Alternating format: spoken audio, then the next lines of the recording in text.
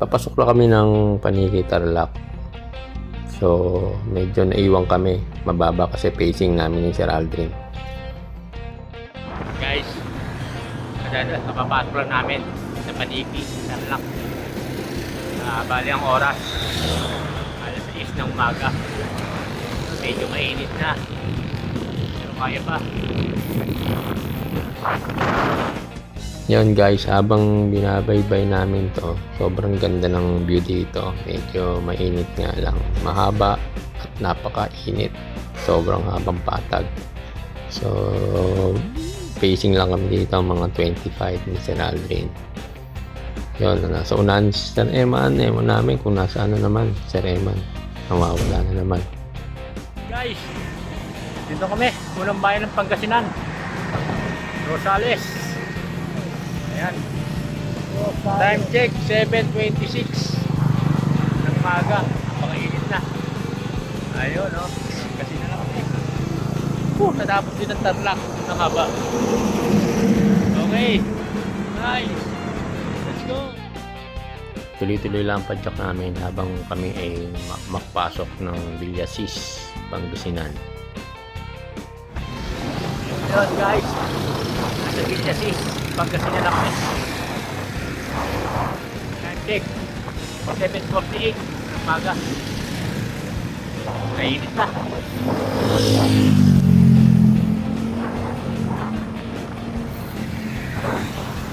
Sunod dito ang Taneta na. Lapit-lapit na. Let's go!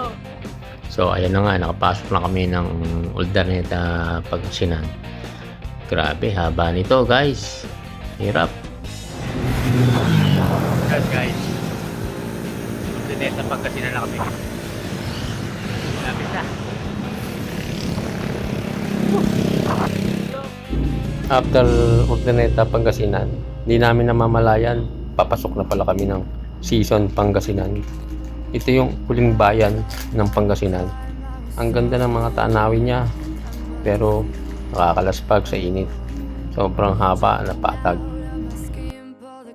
After Season, Pangasinan, makikita mo na ang kabundukan ng Baguio. Napakaganda pagpasdan, pero napakahirap ahonin. Yan ang Baguio. Ngayon, si Sir Aldrin ang trangko. Tumatakbo lang kami dyan ng 20 to 25 kph. Pero dahil pagod na ako, hirap na. Unti-unti ako naunahan ni Sir Mark. Pero nakita ko yung sign na Baguio. Ayun, bigla ako nabuhay ng loob. Bigla akong lumakas pag pumadyak. Unti-unti kong hinahabol sila habang hindi ko na malayan, nakarating na ako sa tulay ng Rosario, La Union. Ang ganda ng view ng Rosario, La Union, mga kabundukan nila. Pero yan ang aahonin namin. Ang sarap sa pakiramdam nang makita mo ang arko ng Rosario, La Union. Pero hindi pa dito natatapos ang laban. Meron pa kaming aahonin na Cannon Road. Yan ang pinakamahirap sa part na to, ang pag-ahon sa Cannon Road. Hindi biro ang aahonin natin, pero bahala na si Batman. Andyan si Sir Aldrin para umalalay sa akin. Ngayong time na to, medyo laspag na ako. Alam ko, mahihirapan ako sa mga ahon sa Cannon Road. Guys, Kapit na po kami ng nakakit na kami ng Cannon Road. Ito na, Cannon Road. Parusa na. So, 23 kilometers na Nauna ahon na to. si Mark. Nauna na si Mark. Si Neil nasa Taneta. Pero nasunod yun. Guys, update namin kayo kung may tutukod sa amin. Sir Aldrin na, tutukod ha. Nakikita mo yung arko ng Benguet. Yan ang sinyalis na malapit ka na sa Cannon Road. Malapit ka na sa mga ahon na matitindi.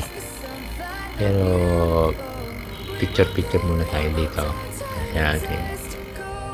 Ito na nga, nagsimula ng umahon kami. Nahirapan ako sa pag-video ng aking camera kaya pa ganyan. Hindi mo makikita yung daan, talagang sa sobrang tarik. Sa dami pang nadaan sa sakyan, hindi mo alam kung paano ka gigilid. Medyo masikip ang daan dito kaya daan-daan ka lang. Dahil baka maaksidente ka. Pero kahit mahirap ang ahon dito, makikita mo yung ganda ng tanawin. Sobrang nakakawala ng pagod. Naiwanan na ako dyan nila Sir Aldrin, pero ayos lang. After ng mahabang ahon, hinintay nila ako dito. Ang ganda ng tanawin dito, lalo na yung dinaanan mong matinding ahon. Grabe, hindi ko alam kung malayo pa. Sa puntong to, isa lang iniisip ko, ang makarating ng bagyo na hindi tumutukod.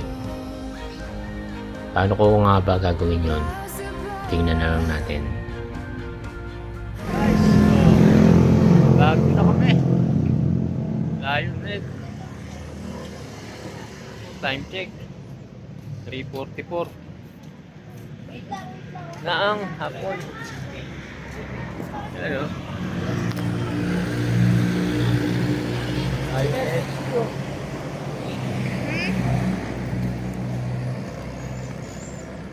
Ayun, so medyo pagod na pagod. So, dito na kami. Sa Baguio. Sa rotonda ng Baguio. Grabe ahon. Hello. Time check.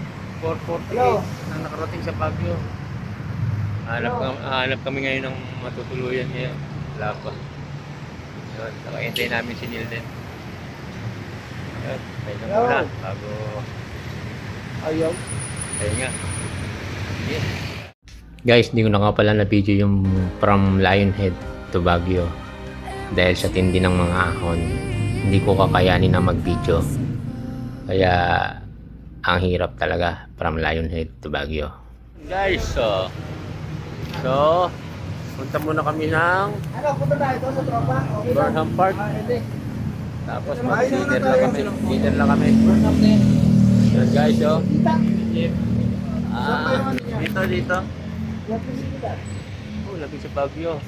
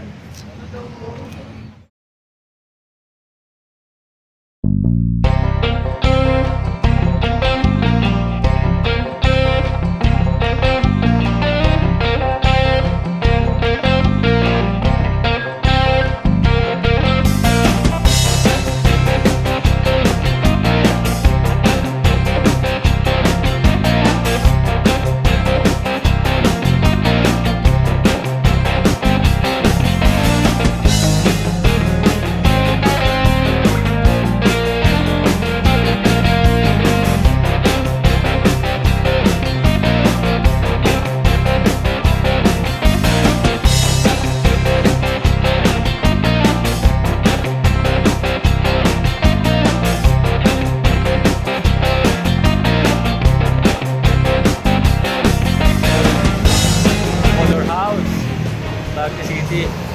Kumala kami ng tropa. So, siguro mga 30 minutes na kami dito. 15 lipat naman eh.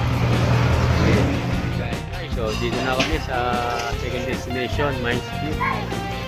Sila, Mines View kami guys. Picture lang, then dito ulit.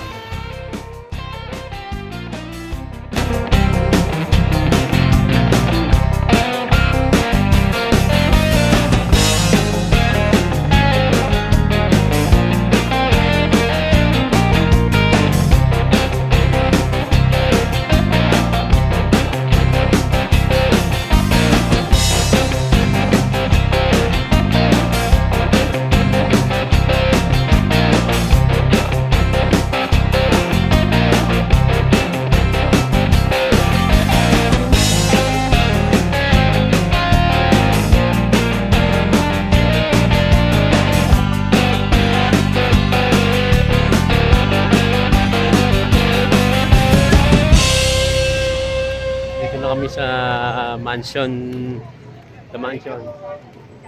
Baguio. So, yun. Naglakad lang kami from Mines View to the mansion. Galagala lang, then tapos lalunch na rin kami. Time check. 8:30 ng umaga.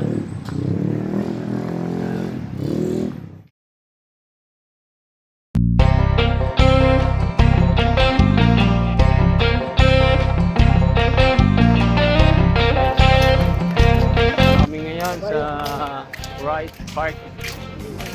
Wright Park, sir. White Park? Wright. White? Wright Park.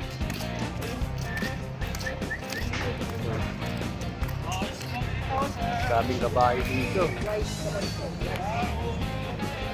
Dito pala ang ano kabayo.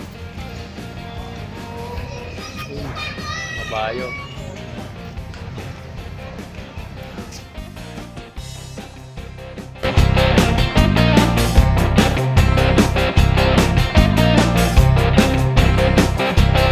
Guys, meron kaming SM Baguio. Kaso sarado pa. Kaya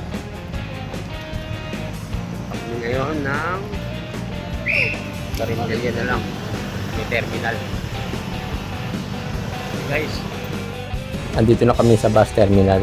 Naghahanap lang kami ng biyaheng PITX para makapag-book. Yan guys, nagbo-book na kami sa bus sa Solid North. Nakuha naming time is 2:30. Fully book pa kasi ang 1:30.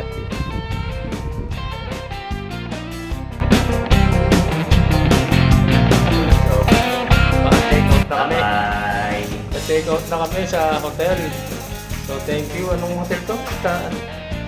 Starwood Hotel. So, okay naman dito. Budget meals. Sige, sakay na kami elevator. Paglabas nga namin ng elevator, nasa labas na sila Sir Eman, sila Neil, sila Sir Aldrin. Nag-aantay pala sa amin.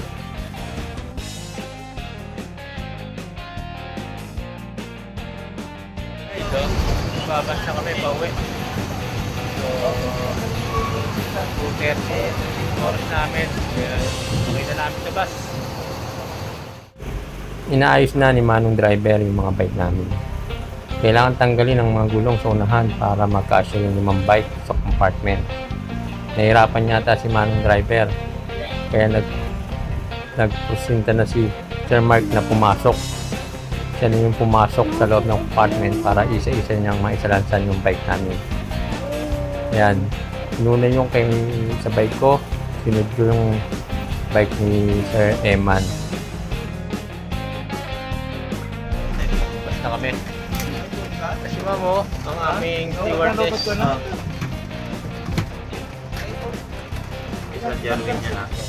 Guys, so, ito kami sa premium Hotel. bus ng Solid North. Solid pala nga dito. Solid. Para kang nasa aeroplano dito. May touchscreen na monitor. Ikaw nakit. Yun, tapos ang upuan. Dalawa. Isa. So, pauwi na kami. Ayos itong one-shot bagay namin. Pati pauwi, one-shot dito. So, thank you for watching guys. So, kita-kita tayo sa video vlog. Wait kung makikisip. Bye-bye guys.